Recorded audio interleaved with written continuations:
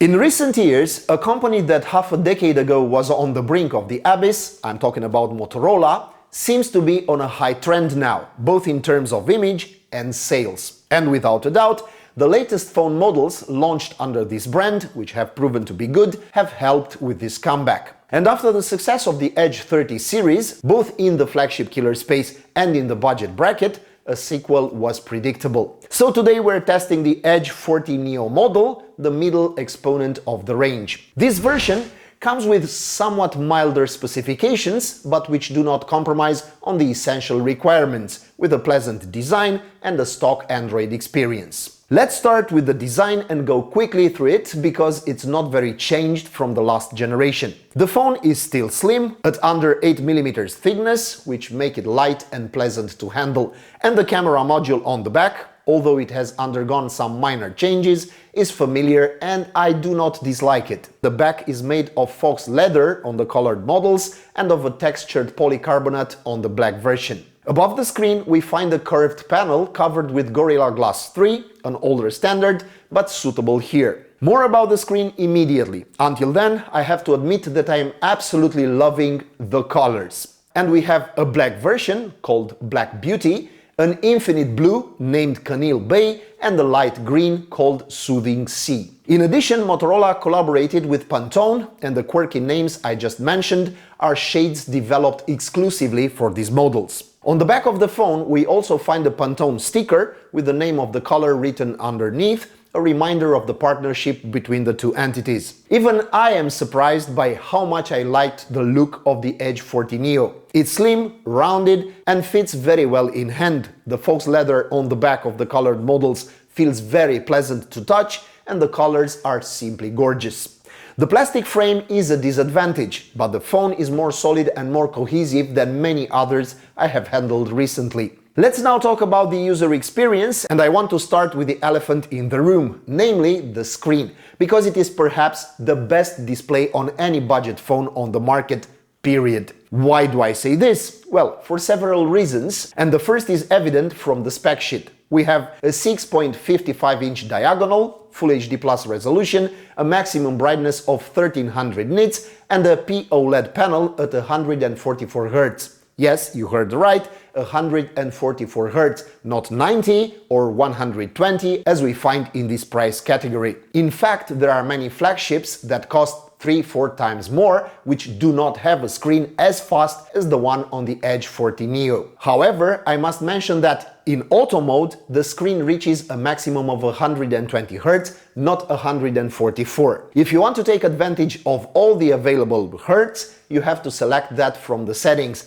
and battery consumption will increase. But it's good that the option exists. And the good news continues when we look at the screen's features. I was surprised to see support for HDR10+, but the real surprise was the certification for Dolby Vision, the best and most popular HDR standard for movies and series on the streaming services. So, at least on paper, the screen of the Motorola Edge 40 Neo competes with other much more expensive models, and in practice, things are even better. The screen is as responsive as possible thanks to the high refresh rate. The colors are good, warm and pleasant, even if a tad too saturated for some tastes, but there's nothing that can't be adjusted from the settings. Moreover, the panel is bright enough to be used even in direct sunlight. And now, let's talk about the less pleasant part. If it were up to me, I would pass a law that prohibits manufacturers from mounting curved panels on their phones. I have always lamented the fact that the curved glass on the edge creates some areas with inconsistencies in brightness and color tone, and unfortunately, the Edge 40 Neo does not escape this problem. Sure, the curvature makes the phone feel thinner and more premium than it is, but in my eyes, the disadvantages outweigh the advantages. But it compensates by the fact that the Edge 40 Neo has a feature usually reserved for more expensive phones, that is, it has IP68 certification for water and dust, which means you don't have to worry if you drop the phone in the pool, in the toilet bowl, or if it rains on it. Just keep it away from the salty water of the sea. In another vein, an important topic for many phone manufacturers lately is sustainability. Apple set the tone for this trend with the iPhone 12 series, which, for environmental reasons, did not include a charger in the box, but I don't necessarily think that's the best option. It seems to me that manufacturers who do this, Apple, Samsung, Google, are hiding behind eco-friendliness to squeeze a little more money out of their customers. But there is also a better and fairer option for the consumer. Unfortunately, Motorola has chosen to go this way. Instead of choosing not to include the charger in the package, the box for the Edge 40 Neo is made of 100% recycled cardboard and without any trace of plastic in the packaging. Even the ink used on the box is made from soy. And that's not all. Also included in the box is an interesting protective case for two reasons. The case is the same special color as the phone for colored models. This means that you don't have to hide these beautiful shades with transparent silicone cases that yellow after a few months or with unsightly protective caps. It's also quite sturdy, so if you're clumsy, you can rest assured knowing that your phone will be protected and will look good too. But I mentioned earlier that the Motorola Edge 40 Neo comes with a charger in the box, and not just any charger, but a 68-watt fast charger, a welcome addition for such a budget phone.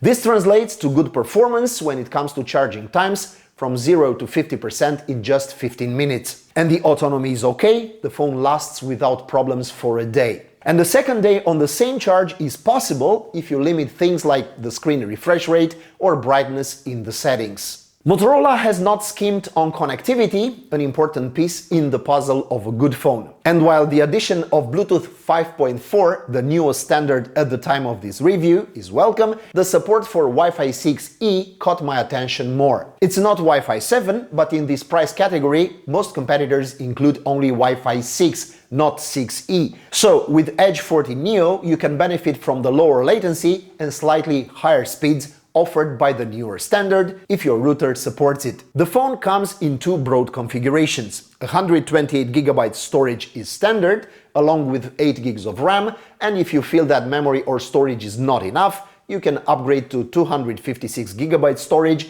with 12GB of RAM. Flagship numbers. We can't overlook either the support for Dolby Atmos on the phone's stereo speaker system, speakers that sound good in movies and series with remarkable spatiality, and sound decent in music, where I would have liked more bass and where I also noticed some distortion, especially at maximum volume. The most astute among you have probably noticed I have not talked at all so far about the chipset, the brain of the phone. Inside the phone beats a MediaTek heart, more precisely the Dimensity 7030 model.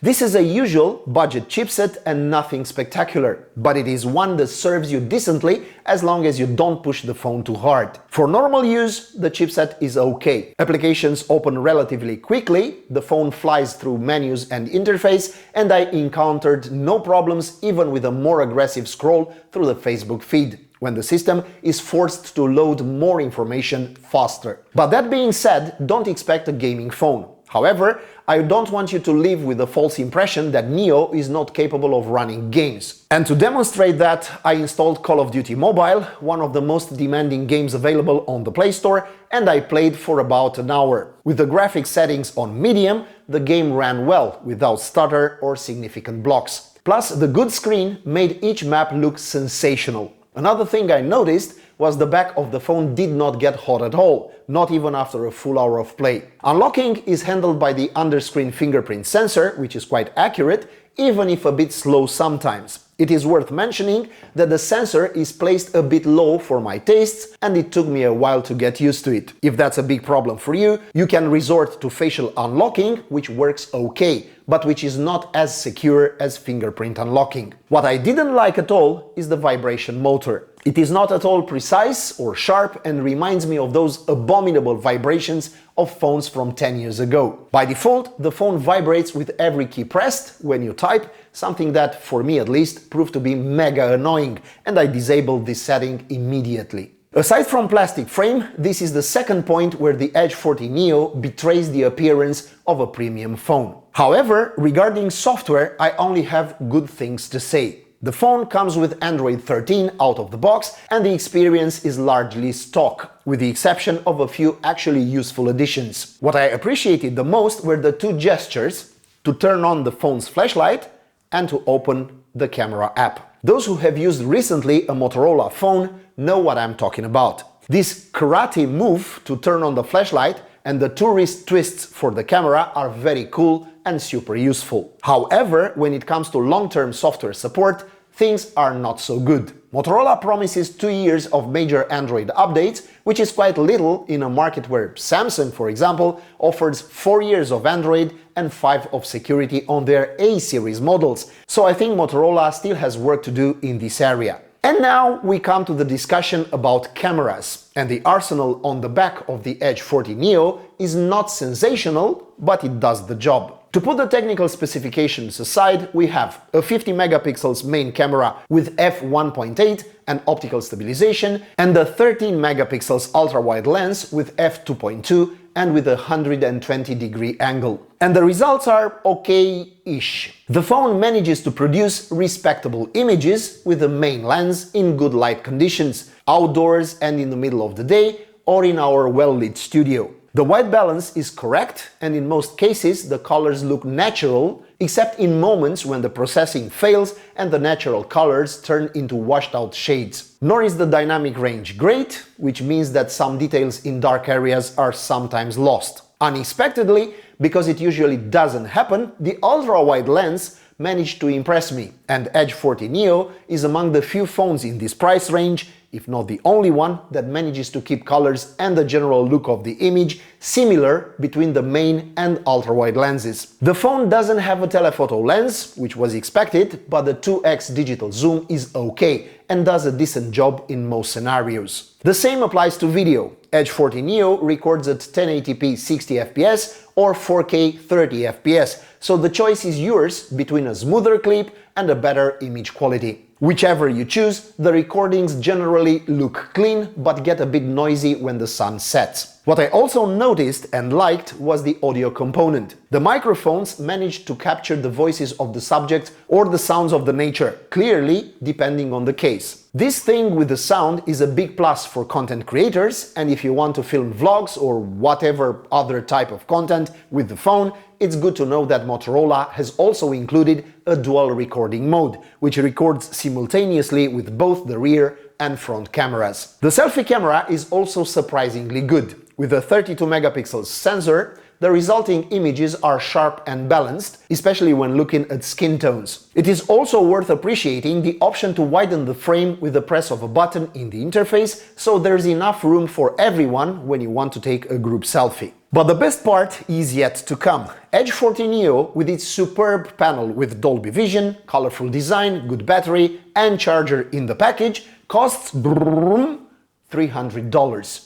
This is a very good price, especially considering that many of the features offered by this phone are not found at this price, but at significantly higher amounts. The clean Android is also an important plus, and the tasteful additions implemented by Motorola make the package even more attractive. For a movie enthusiast on the go, there isn't really a better option at a similar price. Thus, Edge 40 Neo lives with a recommendation from me.